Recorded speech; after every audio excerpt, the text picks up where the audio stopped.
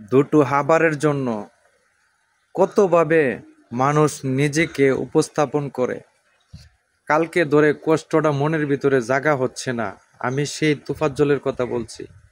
আজকে এই খাবার যে সের জন্য শেষ খাবার হবে, এই কথাটা যদি সে একবার জানতো, তাহলে সেই খাবারটা কোনোদিন সে খাইতো না।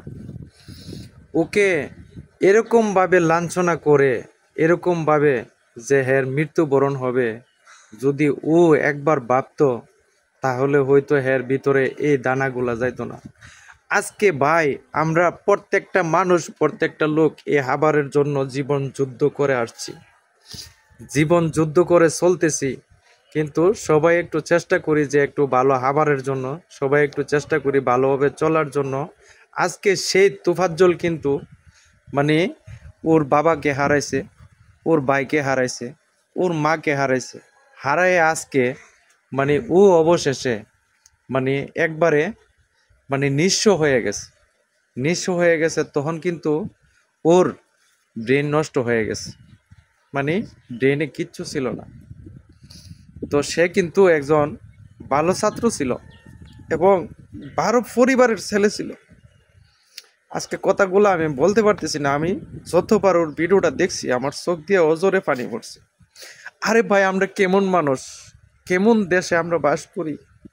আজকে কেন দেশের এত অবনতি, কেন দেশের প্রতি এত মানুষের এত হিংস্র জানোয়ার হয়ে দাঁড়া, মানুষের প্রতি মানুষের কেন মায়া মমতা নাই, ভালোবাসা নাই।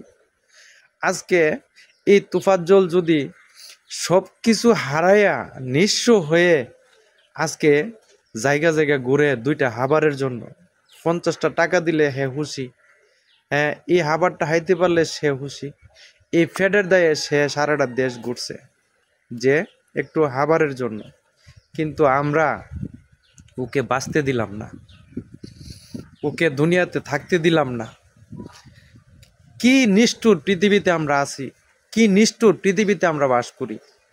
আজকে এই তোফাজ্জলের মতো কত জানি না, কত মায়ের বুক খালি হচ্ছে অনাহারে, অবিচারে, যন্ত্রণাদায়কভাবে। কেন রে ভাই, কেন এরকম হইতো আমার দেশে?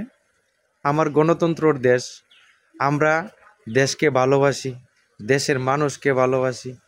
কোন ভালোবাসা এটা, কোন ভালোবাসা এটা? আজকে শিক্ষার জাতি হচ্ছে মেরুদণ্ড। একটা কথা আছে, যারা শিক্ষা দীক্ষা অর্জন করতেছে, যারা ব্রেনে মেধা অর্জন করতেছে, আজকে এইসব ছেলেফেলেরা যদি এই ধরনের কাজ করে, তাহলে দেশের মূর্খ জাতি কি করবে রে ভাই?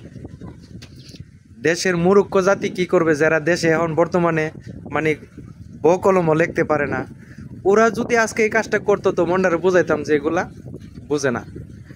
জাতির কাছে আপনারা কি নিয়ে আসছেন ভবিষ্যতের জন্য? এটা শিক্ষা দীক্ষা? এর নাম শিক্ষা দীক্ষা? আজকে একটা ছেলেকে এইভাবে বারবার মেরে এরকমভাবে মৃত্যুর দিকে ঢেলে দিলেন। ছি, লজ্জা লাগে এগুলা।